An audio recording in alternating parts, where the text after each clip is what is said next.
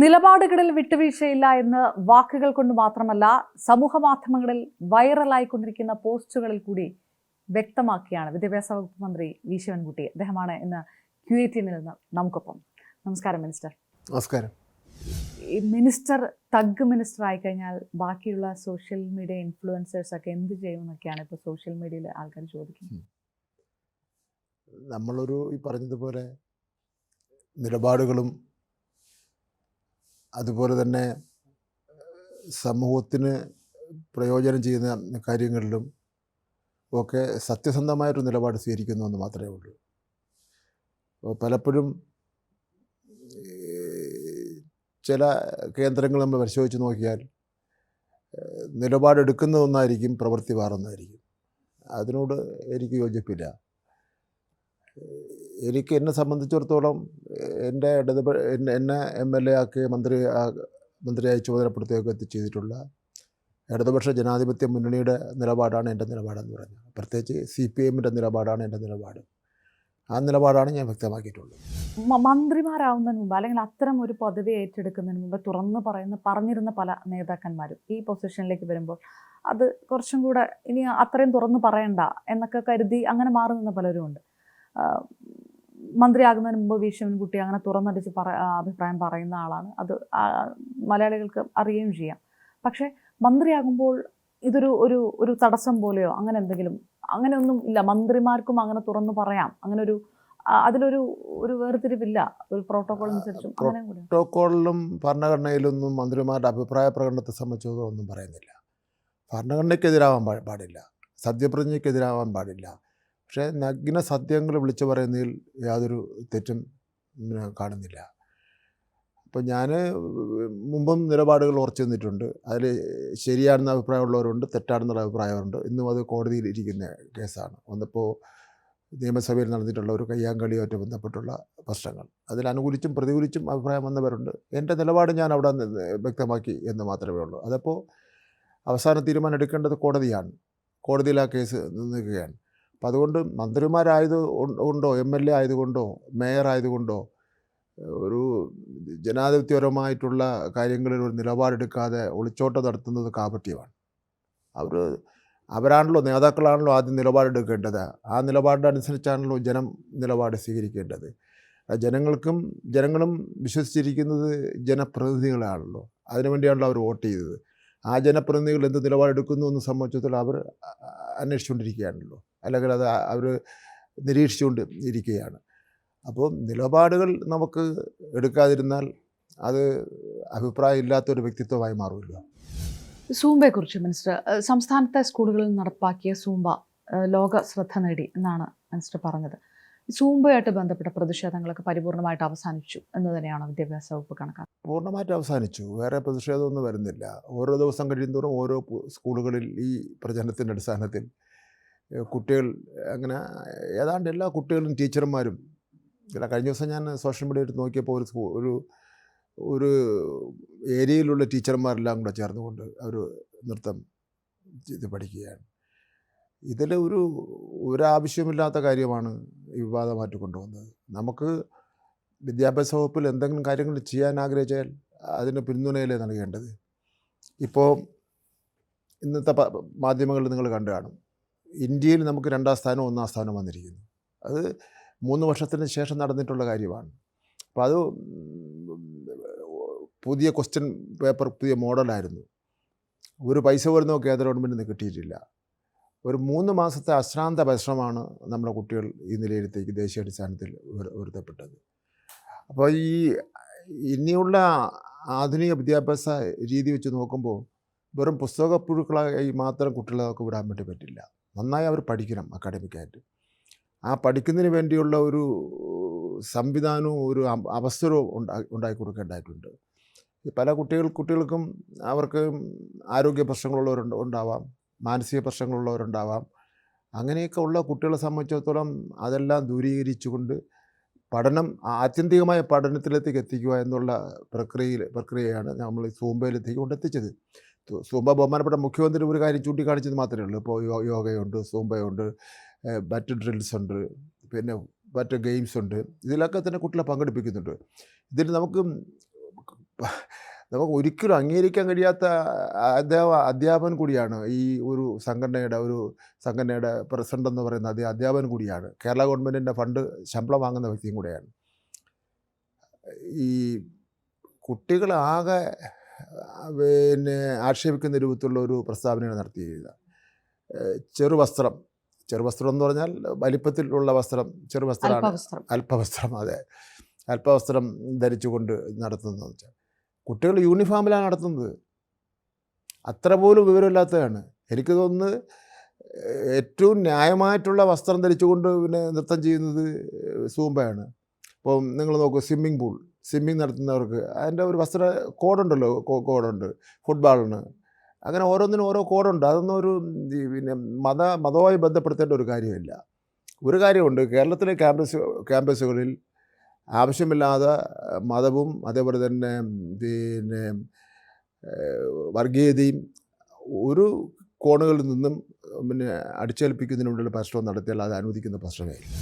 Minister, ഇപ്പോൾ ഈ സൂംബയുടെ വിഷയം തന്നെ, ഇത് കുട്ടികൾ യൂണിഫോം ഇട്ടിട്ടാണോ ഈ സൂംബ ചെയ്യുന്നത്, മറ്റ് വസ്ത്രം ഇട്ടിട്ടാണോ സൂംബ ചെയ്യുന്നത്, ഇതുപോലും പരിശോധിക്കാതെയാണ് ഈ പ്രതിഷേധത്തിൽ തന്നെ തുടക്കം കുറിച്ചത്. മിനിസ്റ്റർ പറഞ്ഞ പോലെ തന്നെ മതത്തെ വല്ലാതെ പൊതുവിദ്യാലയങ്ങളിലേക്ക്, വിദ്യാഭ്യാസ രീതിയിലേക്ക് കൊണ്ടുവരാനുള്ള ഒരു ശ്രമം ഈ കഴിഞ്ഞ കുറേ സമയങ്ങളായിട്ടുണ്ട്. അത് ഈ ഒരു വിഷയത്തിൽ മാത്രമല്ല, അതിൽ എന്തെങ്കിലും ഒരു പ്രത്യേക ഒരു അജണ്ടയുണ്ടോ? അല്ല, അത് നമുക്ക് അജണ്ട ഉള്ളവർക്ക് അജണ്ട ഉണ്ടാവും. അജണ്ട വെച്ചുകൊണ്ടാണല്ലോ അവർ കാര്യങ്ങളിലേക്ക് വന്നുകൊണ്ടിരിക്കുന്നത്. പക്ഷേ പിന്നെ ഗവൺമെൻറ് അതിൽ കീഴടങ്ങുന്ന പ്രശ്നമില്ല. മുഖ്യമന്ത്രി തന്നെ പറഞ്ഞ് നിയമത്തിൻ്റെ വഴിക്ക് പോകും, ഭരണഘടനയുടെ രീതിയിൽ മുന്നോട്ട് പോകും, പ്രോട്ടോക്കോളിൻ്റെ രീതിയിൽ പോകും. ഇപ്പോൾ പിന്നെ മിക്സഡ് സ്കൂള്, നമ്മൾ ഏത് ലോകത്താണ് ജീവിക്കുന്നത്? നമ്മുടെ ആൺകുട്ടികളും പെൺകുട്ടികളുടെ ഒരു സ്കൂളിൽ നമ്മുടെ മക്കൾ പഠിക്കുന്നതിന് വേറെ ഏതെങ്കിലും ഒരു കണ്ണുകൊണ്ട് കാണേണ്ട എന്തെങ്കിലും കാര്യമുണ്ടോ? ഈ കണ്ണുകൊണ്ട് കാണുന്നവരെ സംബന്ധിച്ചിടത്തോളമുള്ള അവരുടെ ഒരു മാനസികാവസ്ഥ എന്താണെന്ന് നമുക്ക് ഊഹിക്കാൻ കഴിയുന്നതേ ഉള്ളൂ. രണ്ടാമതൊരു കാര്യം വന്ന് വെച്ചാൽ, കുട്ടികൾ 1-ാം ക്ലാസ്സിലും 2-ാം ക്ലാസ്സിലും 3-ാം ക്ലാസ്സിലും പഠിക്കുന്ന കുട്ടികളെ പിന്നെ മിങ്കിൾ ചെയ്തിരിക്കുമല്ലോ. അതിലെന്തോന്ന് കാണാതിരിക്കുന്ന മക്കൾ. അവർ നമ്മുടെയൊക്കെ വീട്ടിലുള്ള കുട്ടികൾ വരുമ്പോൾ ചോദിക്കും, നിൻ്റെ ഫ്രണ്ട് ആര്? അത് 3-4 പെൺകുട്ടികളുടെ പേരായിരിക്കും അവൻ പറയുന്നത്, അവൻ്റെ ഫ്രണ്ട് അവരാണ്. അങ്ങനെയുള്ള നമ്മുടെ മക്കളെയൊക്കെ ഈ വേറെ ഒരു രൂപത്തിൽ കാണുന്നത് ശരിയാണോ? അതുപോലെ തന്നെ ഞങ്ങളുടെ ഈ ഗവൺമെൻറ്, പിണറായി ഗവൺമെൻറ് വന്നതിന് ശേഷം 70 സ്കൂൾ മിക്സഡ് സ്കൂളാക്കി. വലിയ റിസൾട്ടും വലിയ ഒരു ഐക്യവും ഒരു മാറ്റവുമാണ് പിന്നെ വന്നിട്ടുള്ളത്. അപ്പോൾ അതുകൊണ്ട് പിന്നെ വർഗീയതയും അതേപോലെ തന്നെ ഈ മതവും ഈ അന്ധവിശ്വാസങ്ങളെയൊന്നും സ്കൂളുകൾ നടപ്പിലാക്കാൻ വേണ്ടി പറ്റില്ല. പല സ്കൂളുകളിലും അന്ധവിശ്വാസത്തിൽ അടിസ്ഥാനമായിട്ടുള്ള പിന്നെ കാര്യങ്ങൾ നടക്കുന്നുണ്ട്. ഉദാഹരണം ഞാൻ പറയുമ്പോൾ, കേരളത്തിലെ 47 ലക്ഷം കുട്ടികളുണ്ട്. കുറച്ച് വ്യത്യാസം വരുമായിരിക്കും അത്. അല്ലേ, പല സ്ഥലങ്ങളിലും ഈശ്വര പ്രാർത്ഥന നടത്തുന്നുണ്ട്. ആ ഈശ്വര പ്രാർത്ഥനകൾ അത് അങ്ങനെ വേണമെന്ന് സംബന്ധിച്ചിടത്തോളം പരിശോധിക്കേണ്ട സമയം കഴിഞ്ഞിരിക്കുകയാണ്. ഞാനത് ആദ്യമായിട്ട് പറയുക. കാരണം കുട്ടികളാകുമ്പോൾ ഹിന്ദു ഉണ്ടാവും, ക്രിസ്ത്യാനി ഉണ്ടാവും, മുസ്ലിം ഉണ്ടാവും, അല്ലെങ്കിൽ വേറെ ഏതെങ്കിലും വിഭാഗം ഉണ്ടാവും. പാടേണ്ട പാട്ടെന്ന് പറയുന്നത് എല്ലാവരും അംഗീകരിക്കപ്പെടുന്ന പാട്ടായിരിക്കണം. ഇത് ഏതെങ്കിലും ഒരു മതത്തിനെ മാത്രം ഊന്നി നിന്നുകൊണ്ട് നടത്തുന്ന പാട്ട് വേറൊരു മതത്തിൽപ്പെട്ടവരെ കൊണ്ട് നിർബന്ധിച്ച് പാടിപ്പിക്കുന്നത് ശരിയാണോ? ജനഗണമന ഓക്കെ, നമുക്ക് പ്രശ്നമില്ല, നമ്മൾ അംഗീകരിക്കപ്പെട്ടത്. NSSൻ്റെ ഒരു ഗീതമുണ്ട്, അറിയാമല്ലോ, അതൊരു മതേതരത്വ ഗീതമാണ്, അത് അംഗീകരിക്കപ്പെട്ടു. അപ്പോൾ ഓരോ സ്കൂളിലും അവർ ട്യൂൺ ചെയ്ത് വെച്ചേക്കുന്ന പാട്ടുണ്ട്. ക്രിസ്ത്യൻ പാട്ടുണ്ട്. മുസ്ലിം നടത്തുന്ന സ്ഥലത്ത് അത് ആ രൂപത്തിലുള്ള ഒരു സംഗതി ഉണ്ടാവാം. ഹിന്ദുസിൻ്റെ ആകുമ്പോൾ അത് വേറൊരു രൂപത്തിലുണ്ടാവാം. അത് നമുക്ക് പിന്നെ അങ്ങനെ ഇഷ്ടമില്ലാത്ത ഒരു പാട്ടോ ഇഷ്ടമില്ലാത്ത ഒരു ചിന്തയോ അടിച്ചേൽപ്പിക്കാനുള്ള അധികാരം നമുക്ക് ആർക്കുമില്ല. ഇനി സെക്യുലർ ആയിട്ടുള്ളതായിരിക്കണം ഈ പ്രാർത്ഥനകൾ എന്നാണ് ഞാൻ കാണുന്നത്. കേരളത്തിലാകെ നമുക്ക് അങ്ങനെ ഒരു ഇത് പ്രശ്നം വെച്ചാൽ, ഈ കുട്ടികൾക്ക് 1-ാം ക്ലാസ് ചേർന്ന കുട്ടി 1-ാം ക്ലാസ് മുതൽ പറഞ്ഞ് പഠിച്ച് അവൻ 10-ാം ക്ലാസ്സിൽ വരുമ്പോൾ ഇതാണല്ലോ അവൻ്റെ മനസ്സിൽ കിടക്കുന്നത്. അപ്പോൾ അതുകൊണ്ട് അത്തരം കാര്യങ്ങൾ പോലും നമുക്ക് കുട്ടികളെ അടിച്ചേൽപ്പിക്കാൻ പാടില്ല. കുട്ടികളുടെ സ്വതന്ത്രമായ ചിന്ത, അത്തരം കാര്യങ്ങൾക്ക് നമുക്ക് മുൻതൂക്കം കൊടുക്കേണ്ടതായിട്ടുണ്ട്. നമ്മൾ ഒരു രീതിയിലുള്ള പിന്നെ പിന്നെ വർഗീയ ചിന്തകളും അതൊന്നും അടിച്ചേൽപ്പിക്കാൻ വേണ്ടി ഒരു കാരണവശാലും പാടില്ല. ഇപ്പോൾ ഇതാണ്. അപ്പം കഴിഞ്ഞ ദിവസം ഒരു കൂട്ടർ അടുത്ത് വന്നിട്ട് ഞാൻ 1-2 സ്ഥലത്ത് പ്രസംഗിച്ചു. ശനിയാഴ്ച ദിവസം പരീക്ഷ എഴുതാൻ പറ്റില്ല, പേപ്പറും പേനയും ശനിയാഴ്ച ഞങ്ങൾ തൊടില്ല, അതോടെ മാറ്റി വയ്ക്കണം. ഞാൻ പറയും, നിങ്ങൾ ആ ദിവസം അങ്ങ് മാറ്റിക്കൊണ്ടാൽ മതി, പരീക്ഷ മാറ്റുന്ന പ്രശ്നമൊന്നുമില്ല. നമുക്കിപ്പോൾ ഓണത്തിന് അവധി കൊടുക്കാം, ക്രിസ്മസിന് അവധി കൊടുക്കാം, റംസാൻ അവധി കൊടുക്കാം, അതേപോലെ ചില പ്രധാനപ്പെട്ട ദിവസങ്ങൾ ഗവൺമെൻറ് പ്രഖ്യാപിച്ചാൽ അവധി കൊടുക്കാം. അതിനപ്പുറമായിട്ട് ലോകത്ത് ഒരു സ്ഥലത്തും ഇല്ലല്ലോ ഈ രീതികളൊന്നും. ലോകത്ത് ഒരു സ്ഥലത്തും ഈ രീതികളേ ഇല്ല. ഇപ്പോൾ നമ്മൾ ഗൾഫ് രാജ്യങ്ങളിൽ പോയാൽ അവിടെ ലോകത്ത് എമ്പാടുമുള്ള രാജ്യങ്ങളിൽ നിന്നുള്ള ടൂറിസ്റ്റുകൾ വരാറുണ്ടല്ലോ. ഈ പിന്നെ പ്രസ്താവന നടത്തിയ മഹാജന് കണ്ടിട്ടുണ്ടോ അവരുടെ വേഷങ്ങളെ സംബന്ധിച്ചിടത്തോളം? അപ്പോൾ ഇത് ഒരു വളരെ നന്നായി പോകുന്ന, ഇന്നിപ്പോൾ ദേശീയ അടിസ്ഥാനത്തിൽ തന്നെ 2ാം സ്ഥാനമോ 1ാം സ്ഥാനമോ വന്നിരിക്കുകയാണ് നമ്മൾ പെർഫോമൻസിൽ. അത് ചെറിയ രൂപത്തിലല്ല, 16ാമത് കടന്നതാണ്. അത് വളരെ കഷ്ടപ്പെട്ടും വളരെ പ്രയാസപ്പെട്ടിട്ടുമാണ് ഈ രൂപത്തിൽ കൊണ്ടുവന്നിട്ടുള്ളത്. നമ്മൾ വളരെ അന്തസ്സോടെ തലയുയർത്തി നിൽക്കുകയാണ്. ഒരു പൈസ പോലും കേന്ദ്ര ഗവൺമെൻറ് കിട്ടിയില്ലെങ്കിൽ പോലും അക്കാഡമിക് കാര്യത്തിൽ, നോൺ അക്കാഡമിക് കാര്യത്തിൽ, പിന്നെ സ്പോർട്സിൻ്റെ കാര്യത്തിലൊക്കെ തന്നെ 1ാം സ്ഥാനത്തേക്ക് വന്നിരിക്കുകയാണ്. കേരളത്തിൽ 50%-ലേറെയുള്ള സ്കൂളുകളും മത സംഘടനകളുടെ നേതൃത്വത്തിൽ അവരുടെ ഫണ്ടിങ്ങിലൊക്കെ നടക്കുന്നതാണ്. അതിപ്പോൾ ഏത് മതമായാലും ഇതൊരു വലിയ വിഷയമാകാനുള്ള സാധ്യതയുണ്ട്. വലിയ തരത്തിലൊരു പ്രൊട്ടസ്റ്റ് വരികയും ചെയ്യും. അതിപ്പോൾ ക്രിസ്ത്യൻ ആയാലും മുസ്ലിം ആയാലും ഹിന്ദു സംഘടനകൾ നടത്തും അത് റിഫ്ലക്റ്റ് ചെയ്യുന്ന പ്രാർത്ഥനകളാണുള്ളത്.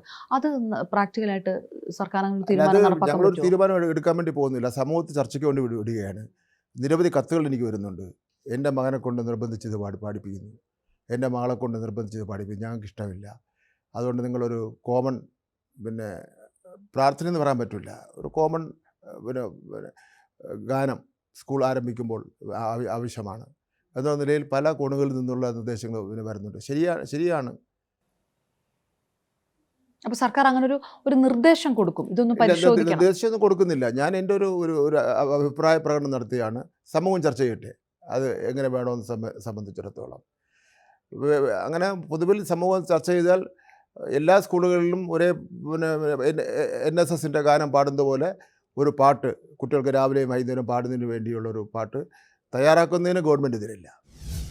ഇപ്പോൾ സൂംബയുടെ വിഷയം പറഞ്ഞ പോലെ തന്നെ ഇപ്പം മിനിസ്റ്റർ പറഞ്ഞത് നമ്മളൊരു വിട്ടുവീഴ്ച നമ്മൾ ഇതിനകത്ത് കാണിക്കുന്നില്ല. ഇതൊരു ജെൻഡർ ന്യൂട്രാലിറ്റിയുടെ വിഷയമായിട്ട് ബന്ധപ്പെട്ട്, ജെൻഡർ ന്യൂട്രൽ യൂണിഫോമായിട്ട് ബന്ധപ്പെട്ട് പക്ഷേ ഉയർത്തിയ സമ്മർദ്ദങ്ങൾക്ക് സർക്കാരിന് വഴങ്ങേണ്ടി വന്നില്ലേ?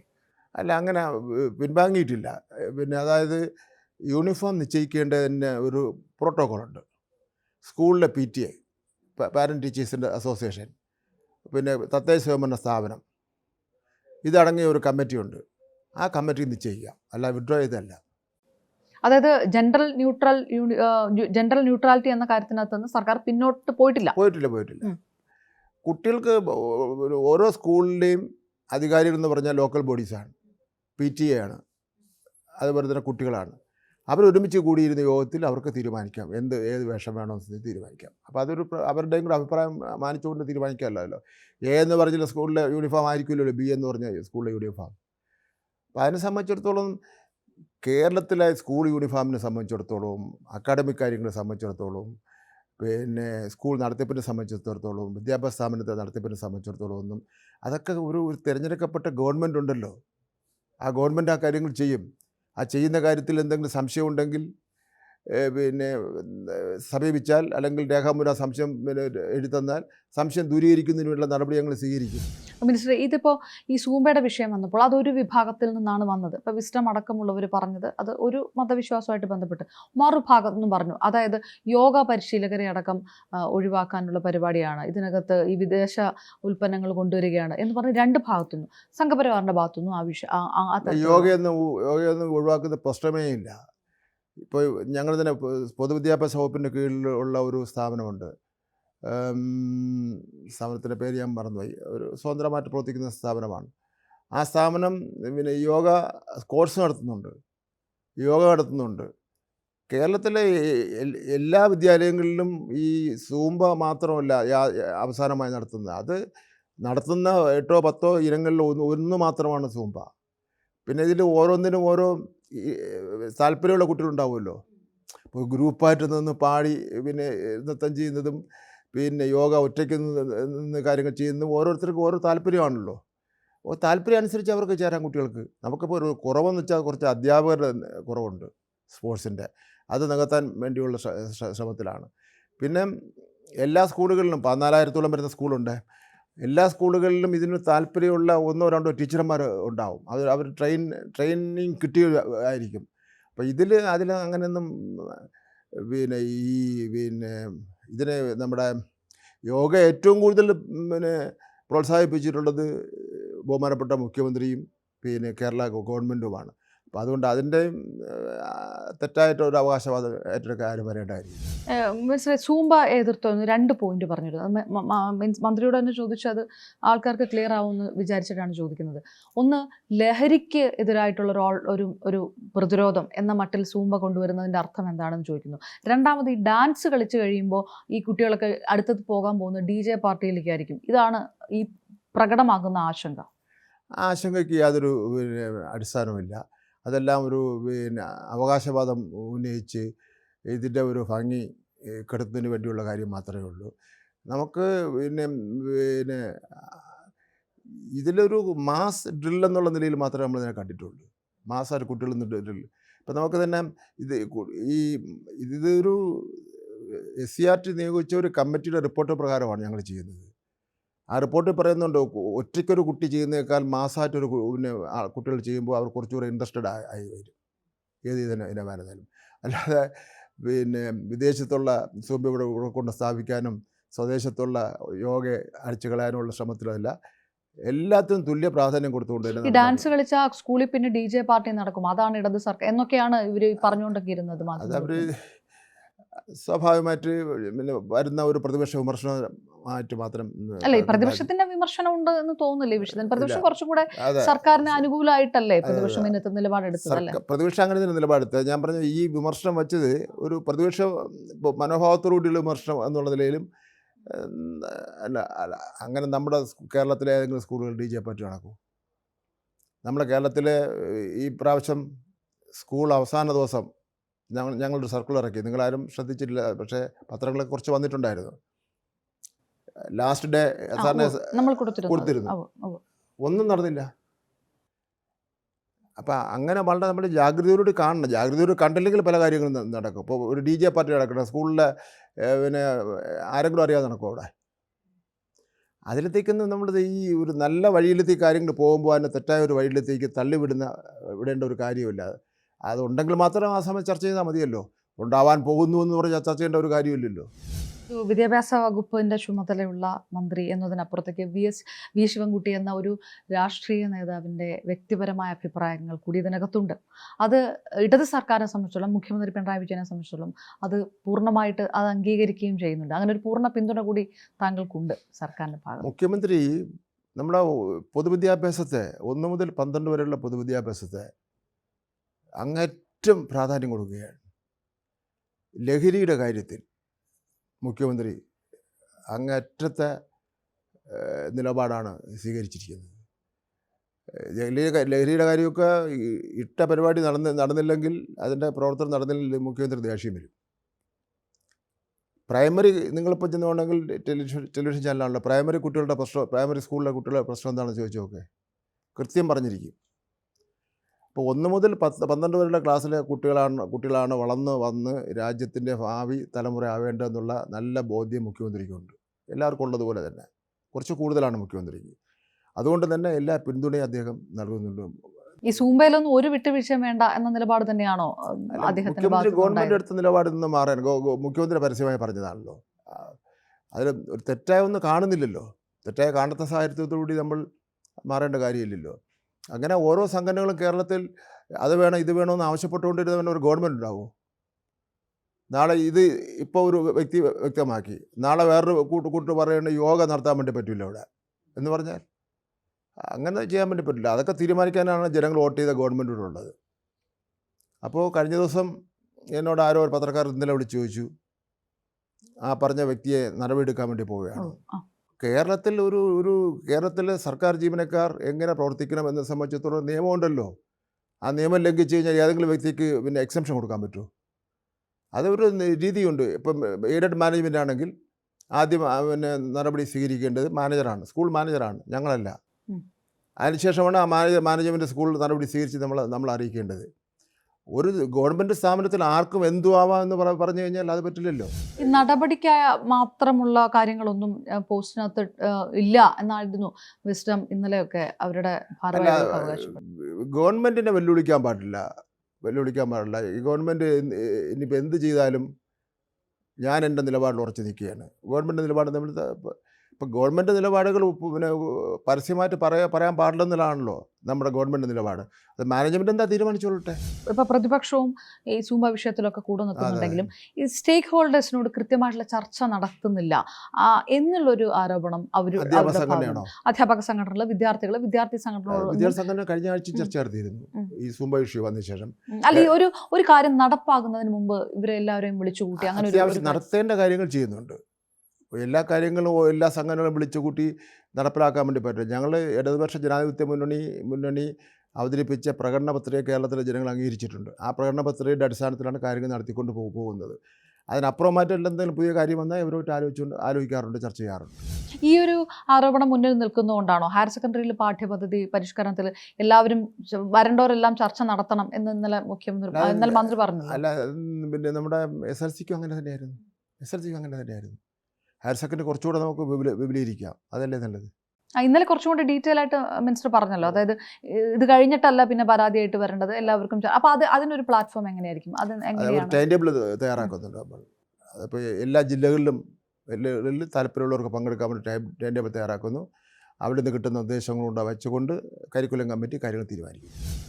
ഈ തുറന്ന നിലപാടെന്ന് പറഞ്ഞപ്പോൾ അത് ഇതിൽ മാത്രമായിരുന്നില്ല, ഈ സെൻസർ ബോർഡ് വിഷയത്തിനകത്തും എൻ്റെ പേര് ശിവൻകുട്ടി, അങ്ങനെ ഈ സോഷ്യൽ മീഡിയയിൽ വല്ലാതെ ഇങ്ങനെ ഒരു ഗോൾ അടിക്കാൻ ഒരു ടീം തന്നെ മിനിസ്റ്ററുകളുണ്ടോ? ഇല്ല, എനിക്കങ്ങനെയൊന്നുമില്ല. നമുക്കങ്ങനെ അല്ല, ഭയങ്കര വൈറലായി ആ പോസ്റ്റ്. നമുക്കൊരു പ്രസ് സെക്രട്ടറി ഉണ്ട്, അതിനപ്പുറമുള്ള ഒരു സാധാരണഗതിയിൽ ഉള്ള ലക്ഷങ്ങൾ മുടക്കിയുള്ള ടീമൊന്നുമില്ല. ഒക്കെ നമ്മളും അവരൊക്കെ എഴുതി വിടുന്ന കാര്യങ്ങളാണ്. ഒരു അല്പം പരിഹാസമൊക്കെ ചേർത്ത്, ഒരു സർക്കാസം ചേർത്തുകൊണ്ട് നമുക്കത് എപ്പോഴും ഗൗരവമായിട്ടിരിക്കുന്നത് ശരിയല്ലല്ലോ. തമാശക്കിടയ്ക്ക് വരുന്നത് നല്ലതാണ്. തമാശയും ചിരിയും ഒക്കെ വരുന്നത് നമ്മുടെ ആരോഗ്യത്തിനും നമ്മുടെ സൗഹാർദ്ദത്തിനും നല്ലതാണല്ലോ. മിനിസ്റ്റർ പക്ഷെ പെട്ടെന്ന് ദേഷ്യപ്പെടുന്ന കൂട്ടത്തിലുമാണ്. ഇല്ല, ഞാൻ അത് വെറുതെ ആൾക്കാർ പറഞ്ഞു വരുത്തുന്നതാണ്. ഈ ഭാരതാംബ വിഷയത്തിനകത്ത് അത് വളരെ കുറച്ചുകൂടെ ഗൗരവമുള്ള കാര്യമാണ്. അത് മിനിസ്റ്റർ എടുത്ത വളരെ ശക്തമായിട്ടുള്ള നിലപാട്. പ്രോട്ടോകോൾ ലംഘനം നടത്തി, ഗവർണറെ അനാദരിക്കാൻ ശ്രമം ഉണ്ടായി, അങ്ങനെ വരുത്തി തീർക്കാൻ ശക്തമായിട്ടൊരു പ്രചാരം നടന്നില്ലേ? ഭാരതാംബ എന്ന് പറയാൻ പറ്റില്ല. ഒരു സഹോദരി അല്ലെങ്കിൽ ഒരു വനിത, അവരുടെ കയ്യിലൊരു RSSൻ്റെ പതാക, അത് വെച്ചുള്ളൊരു പടം, ഒരു സാധാരണഗതിയിലുള്ള നമ്മളെ വീട്ടിലൊക്കെ ഉള്ള ഒരു പടം, അതിനെ ഒരു വിളക്കും നിലവിളക്കും തിരിയും വെച്ച് കത്തിച്ച് പൂവും ഇട്ട് ഭാരതാംബ എന്ന് സ്വയം പ്രഖ്യാപിച്ചാൽ അതൊന്നും എവിടെ അംഗീകരിച്ചിട്ടുണ്ട്? ഈ കാര്യങ്ങളെല്ലാം ഒരു പഞ്ചായത്ത് അംഗീകരിച്ചിട്ടുണ്ടോ? ഒരു നിയമസഭ അംഗീകരിച്ചിട്ടുണ്ടോ? പാർലമെൻറ്റ് അംഗീകരിച്ചിട്ടുണ്ടോ? RSSൻ്റെ സംസ്ഥാന കമ്മിറ്റി അംഗീകരിച്ചിട്ടുണ്ടാവും. RSSൻ്റെ സംസ്ഥാന കമ്മിറ്റി അംഗീകരിച്ച ഒരു പിന്നെ ചിത്രത്തെയും ആ ഒരു കൊടിയെയും ഒന്നും ഔദ്യോഗിക ഫംഗ്ഷനിലൊന്നും വയ്ക്കാൻ വേണ്ടി പറ്റില്ല. അത് ഞങ്ങൾ അംഗീകരിക്കുന്ന പ്രശ്നമേ ഇല്ല. ഈ വിഷയം ഇതുകൊണ്ട് തീരുന്നില്ല. സർവകലാശാല രജിസ്ട്രാറെ സസ്പെൻഡ് ചെയ്തുകൊണ്ടുള്ള നടപടി ഉണ്ടായി. വല്ലാത്ത ഒരു രാഷ്ട്രീയ കളിയിലേക്ക് കടക്കുകയാണ് ഗവർണർ എന്ന് പറയുന്നത്. പ്രതിഷേധം നടക്കുകയാണ്. ഇതെങ്ങനെയാണ് കാണുന്നത് സർക്കാർ? എന്തിനാണെന്ന് മനസ്സിലായിട്ടില്ല. രജിസ്ട്രാറെ സസ്പെൻഡ് ചെയ്ത് എന്തിനാണെന്ന് മനസ്സിലായിട്ടില്ല. വേണ്ടവണ്ണമുള്ള ബഹുമാനം കൊടുത്തില്ലെന്നാണ് പറയുന്നത്. അത് എങ്ങനെയാണ് ആ ബഹുമാനം നൽകേണ്ടതെന്നുള്ള വിവരം രാജ്ഭവനിൽ നിന്ന് പറഞ്ഞു കഴിഞ്ഞാൽ അതിനെ അദ്ദേഹം ചെയ്യുമായിരുന്നല്ലോ. പത്രങ്ങളിൽ കണ്ടത് വേണ്ടവണ്ണമുള്ള ബഹുമാനം കൊടുത്തിട്ടില്ല, അതിൻ്റെ പേര് സസ്പെൻഡ് ചെയ്തു എന്നുള്ളതാണ്. അതൊക്കെ ഒരു തീരെ ശരിയായിട്ടുള്ള നിലപാടാണെന്ന് തോന്നുന്നില്ല. അവിടെ രജിസ്ട്രാറെ അപ്പോയിൻ്റ് ചെയ്യുന്നത് സിൻഡിക്കേറ്റാണ്. അപ്പോൾ സസ്പെൻഡ് ചെയ്യാനുള്ള അധികാരം സിൻഡിക്കേറ്റിനാണ്. സിൻഡിക്കേറ്റ് അധികാരികൾ ഇന്നലെ വ്യക്തമാക്കിയിട്ടുള്ളതാണ്. അല്ലാതെ ഈ ദൈനംദിന ഭരണത്തിൽ ഗവർണർമാർക്ക്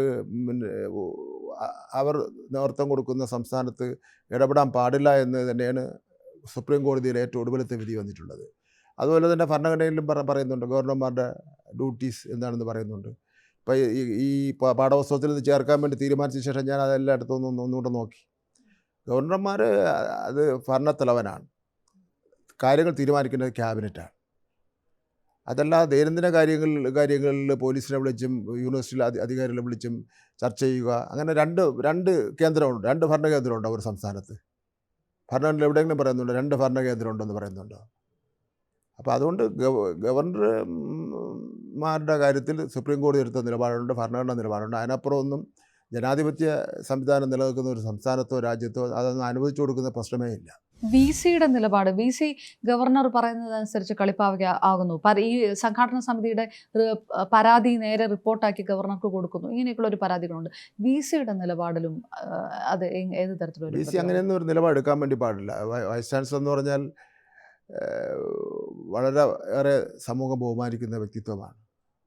അതൊരു VCയുടെ ഓഫീസും VCയും രാഷ്ട്രീയ കളികൾക്കും രാഷ്ട്രീയ നിലപാടിനും കീഴടങ്ങാൻ പാടില്ല. അദ്ദേഹം ഇപ്പോൾ ചെയ്തുകൊണ്ടിരിക്കുന്ന അതാണ്. ഇപ്പോൾ ഗവർണർ സർക്കാർ യുദ്ധം അതൊരു സ്ഥിരം കഥ. പഴയ ഗവർണർ മാറി പുതിയ ഗവർണർ വരുമ്പോഴും ഇത് നടക്കുന്നു. ഇതിപ്പോൾ തെരഞ്ഞെടുപ്പൊക്കെ വരണ സമയമാകുമ്പോഴേക്കും ഇത് പ്രതിരോധിക്കുക, ഇത് ഒരു തലവേദന ആവില്ലേ ഇടത് സർക്കാരിനെ സംബന്ധിച്ച്? അല്ല, ഒരു സംസ്ഥാനത്ത് ഒരു തെരഞ്ഞെടുപ്പ് നടക്കുമ്പോൾ തെരഞ്ഞെടുപ്പിൽ സ്വാഭാവികമായിട്ട് നമ്മൾ ചർച്ച ചെയ്യേണ്ടി വരുമല്ലോ, ഗവർണർക്ക് എന്ത് അധികാരമുണ്ടെന്ന്. യൂണിവേഴ്സിറ്റിയുടെ അധികാരങ്ങൾ ചർച്ച ചെയ്യപ്പെടേണ്ടി വരും. ഈ ചർച്ചയുടെ അടിസ്ഥാനത്തിൽ ജനങ്ങൾ തീരുമാനിക്കട്ടെ. സർവകലാശാലയിൽ കാവ്യവൽക്കരണമെന്ന് ഇടത് സംഘടനകൾ പറയുന്നു. ഇപ്പം സൂമ അടക്കമുള്ള വിഷയങ്ങളൊക്കെ ഉയർന്ന കാര്യങ്ങളൊക്കെ ഉണ്ട്. ഇങ്ങനെ വിദ്യാഭ്യാസത്തിൻ്റെ എല്ലാ തലങ്ങളിലും ഈ തരത്തിലുള്ള സ്വാധീനങ്ങളും സമ്മർദ്ദങ്ങളും ഒക്കെ വരുമ്പോൾ ഇടത് ആശയങ്ങൾ എത്രത്തോളം പ്രതിരോധിക്കാൻ പറ്റും ഇനിയുള്ള കാലങ്ങൾ? അല്ല, അത് തീർച്ചയായിട്ടും ഇടതാശയങ്ങളെന്നുള്ളതല്ല, വിദ്യാഭ്യാസ രംഗത്ത് കൈകാര്യം ചെയ്യുന്നതിന് വേണ്ടി ചില സംവിധാനങ്ങളുണ്ടല്ലോ. ഉന്നത വിദ്യാഭ്യാസ സംവിധാനം ഉണ്ട്, അതുപോലെ പൊതുവിദ്യാഭ്യാസ സംവിധാനമുണ്ട്. അതിലൊന്നും ഒരു ഇടതാശയം ആശയം എന്നുള്ള നിലയിലില്ല. കുട്ടികൾ പാഠപുസ്തകം പഠിക്കുന്നു, അതുപോലെ നോൺ അക്കാഡമിക് ഇഷ്യൂസിൽ പങ്കെടുക്കുന്നുണ്ട്. അതെല്ലാം നന്നായി കുറ്റമറ്റതായി പോവുകയും അതിനെല്ലാം ഉള്ള അംഗീകാരം കിട്ടുന്നോ എന്നുള്ള കാര്യം നോക്കിയാൽ മാത്രം മതിയാവും. അതല്ലാതെ പ്രത്യേക ഏതെങ്കിലും ഒരു ആശയം പ്രചരിപ്പിക്കാനുള്ളൊരു വേദിയല്ല യൂണിവേഴ്സിറ്റിയും അതുപോലെ സ്കൂളും എന്ന് പറയുന്നത്. അപ്പോൾ അതുകൊണ്ട് അതിനെപ്പറ്റി ആരും ഉത്കണ്ഠപ്പെടേണ്ട കാര്യമില്ല. കേരളം പോലുള്ള ഒരു സംസ്ഥാനത്ത് അതൊന്നും നടപ്പിലാക്കാൻ വേണ്ടി പറ്റില്ല. ഇപ്പം ന്യൂനപക്ഷങ്ങളെ സ്വാതന്ത്ര്യത്തെ അടിച്ചമർത്താൻ ശ്രമിക്കുന്നു എന്നുള്ള ആരോപണങ്ങളൊക്കെ പല ഭാഗത്തുനിന്ന് വരുന്നുണ്ട്. ഇനി വരുന്ന തെരഞ്ഞെടുപ്പിൽ ഇത് എവിടെയെങ്കിലും പ്രതിഫലിക്കും? ഇല്ല, ന്യൂനപക്ഷത്തിന് നല്ല ബോധ്യമുണ്ടല്ലോ. ന്യൂനപക്ഷത്തിനെ പ്രൊട്ടക്റ്റ് ചെയ്യുന്ന ആരാണ്? ന്യൂനപക്ഷത്തിനെ ഉപദ്രവിച്ചുകൊണ്ടിരിക്കുന്ന ആരാണ്? അത് നമുക്ക് ഗുജറാത്ത് കലാപം മുതലുള്ള കാര്യങ്ങൾ എടുത്താൽ നമുക്ക് മനസ്സിലാക്കാൻ കഴിയുന്ന കാര്യമാണല്ലോ. അപ്പോൾ അതുകൊണ്ട് ന്യൂനപക്ഷത്തിനറിയാം ആരാണ് അവരെ പ്രൊട്ടക്റ്റ് ചെയ്യാൻ വേണ്ടി വരുന്നത് എന്നുള്ളവരവർക്ക് നല്ലവണ്ണം അറിയാം. ന്യൂനപക്ഷത്തിൻ്റെ മാസിനെ സംബന്ധിച്ചിടത്തോളം പറയാം. അപ്പോൾ ഈ ഇഷ്യൂ ഉണ്ടായപ്പോൾ തന്നെ മഹാഭൂരിപക്ഷം വരുന്ന ന്യൂനപക്ഷങ്ങളും സൂംബയുടെ വിഷയമായിരുന്നാലും ഗവർണറുടെ ഇഷ്യൂ ആയിരുന്നാലും ഞങ്ങൾ എടുത്തിട്ടുള്ള നിലപാടിനോടൊപ്പമായിരുന്നു. അത് സോഷ്യൽ മീഡിയ കണ്ടാൽ നമുക്ക് മനസ്സിലാവും. ഇടത് സർക്കാരിനെ സംബന്ധിച്ചിടത്തോളം ഇനിയിപ്പോൾ നിലമ്പൂരിൽ നിന്ന് ഒരു ചെറിയൊരു ക്ഷീണമുള്ള സമയത്ത് വല്ലാത്തൊരു ആത്മവിശ്വാസം കോൺഗ്രസിനും പ്രതിപക്ഷത്തിനും ഇപ്പോഴും ഉണ്ട്. അത് എങ്ങനെ കാണുന്നു സർക്കാരെന്ന്? അല്ല, അവർ പ്രതിപക്ഷം തിരഞ്ഞെടുപ്പല്ലേ, അവരും വാശിയോടുകൂടി തന്നെ മത്സരിക്കും. ഞങ്ങളെ സംബന്ധിച്ചിടത്തോളം രണ്ടാം ഗവൺമെൻറ് വന്നതിൻ്റെ അനുഭവം വെച്ച് നോക്കുമ്പോൾ മൂന്നാം ഗവൺമെൻറ് വരുന്നതിന് വേണ്ടിയുള്ള എല്ലാ സാധ്യതയും ഞാൻ കാണുന്നുണ്ട്. ഞങ്ങൾ തീർച്ചയായിട്ടും ഇടതുപക്ഷ ജനാധിപത്യ മുന്നണിക്ക് വളരെ ആത്മവിശ്വാസമുണ്ട്, വീണ്ടും അധികാരത്തിൽ വരുമെന്ന ആത്മവിശ്വാസമുണ്ട്. UDFനും ആ ആത്മവിശ്വാസത്തോടു കൂടിയാണ് അവരും പ്രവർത്തിക്കുന്നത്. പക്ഷേ ഒരു പ്രശ്നം 4-5 മുഖ്യമന്ത്രിമാർ രംഗത്തുണ്ടെന്നുള്ള ഒരു പ്രശ്നം മാത്രമേ ഉള്ളൂ. അതൊക്കെ അവർ പരിഹരിക്കുമായിരിക്കും. പരിഹരിക്കേണ്ടി വരില്ല. അപ്പോൾ എന്തായാലും ഞങ്ങളെ സംബന്ധിച്ചിടത്തോളം ഇടതുപക്ഷ ജനാധിപത്യ മുന്നണി വീണ്ടും അധികാരത്തിൽ വരും എന്നുള്ള കാര്യത്തിൽ ഒരു തർക്കവുമില്ല. അവസാനിപ്പിക്കുമോ? UDFിലെ പല മുഖ്യമന്ത്രി സ്ഥാനാർത്ഥിയെന്ന് മന്ത്രി പറഞ്ഞുകൊണ്ടുകൂടിയാണ് ഖദറുമായിട്ട് ബന്ധപ്പെട്ടുള്ളൊരു വിവാദം നടന്നുകൊണ്ടിരിക്കുകയാണ്. കോൺഗ്രസിലെ ജൂനിയർ സീനിയർ വിഷയവുമായിട്ട് ബന്ധപ്പെട്ട് മന്ത്രി P. രാജീവ് അതനുസരിച്ച് അത് ധ്വനിപ്പിക്കുന്ന പോസ്റ്റും ഇട്ടിരുന്നു. Minister V. ശിവൻകുട്ടിയും അങ്ങനെ എന്തെങ്കിലും ഒരു സർക്കാസം പോസ്റ്റ് ഉദ്ദേശിക്കുന്നുണ്ടോ മനസ്സിൽ? അതായിരിക്കും സോഷ്യൽ മീഡിയ ആലോചിക്കുക.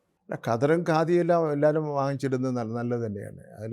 അതിനെ പ്രോത്സാഹിപ്പിക്കുന്നത് നല്ലത് തന്നെയാണ്. അതിനൊരു തത്വമുണ്ട്, ഒരു ആശയമുണ്ട്, പിന്നെ ഒരു തൊഴിൽ പ്രശ്നമുണ്ട്. അങ്ങനെ ഒരുപാട് കാര്യങ്ങൾ അടങ്ങിയതാണല്ലോ ഒരു ഖാദിയും ഖദറും എന്ന് പറഞ്ഞാൽ. അതുകൊണ്ട് അതിനെ പ്രോത്സാഹിപ്പിക്കുന്നത് നല്ലത് തന്നെയാണ്. ഇത് മാത്രം ഇട്ടുകൊണ്ട് നടന്നതും കോൺഗ്രസ്സുകാരാണ്, ഇപ്പോൾ ഉപേക്ഷിക്കപ്പെട്ടതും കോൺഗ്രസ്സുകാരാണ്. ഇനി അവർ ഇപ്പോൾ ഖദറിനെ ഉപേക്ഷിക്കപ്പെട്ട ആൾക്കാർ എന്ന് മഹാത്മാഗാന്ധി ഉപേക്ഷിക്കപ്പെടും എന്നുള്ള കാര്യം നമ്മളിപ്പോൾ കാണേണ്ട കാര്യമാണ്. വളരെയധികം നന്ദി മിനിസ്റ്റർ ഈ തിരക്കിനിടയിൽ ഞങ്ങൾക്ക് Thank you. അല്പകാലം